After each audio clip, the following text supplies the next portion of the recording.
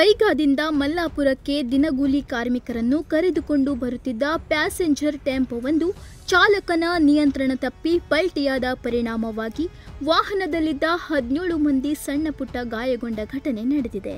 ಬೆಳಿಗ್ಗೆ ಸುಮಾರು 9:30ರ ಸಮಯದಲ್ಲಿ ಕೈಗಾ ಸಮೀಪದ ಡಾಂಬರು ರಸ್ತೆಯಲ್ಲಿ ಈ ಅಪಘಾತ ಸಂಭವಿಸಿದೆ. ಲಕ್ಷ್ಮೀನಗರ ನಿವಾಸಿ ಮುಬಾರಕ್ ಮೆಹಬೂಬ 26 ಎಂಬಾತ ಚಲಾಯಿಸುತ್ತಿದ್ದ ಟೆಂಪೋ ಕೈಗಾದಿಂದ ದಿನಗೂಲಿ ಕೆಲಸಗಾರರನ್ನು ಮಲ್ಲಾಪುರಕ್ಕೆ ಕರೆತರುತ್ತಿತ್ತು ಎನ್ನಲಾಗಿದೆ.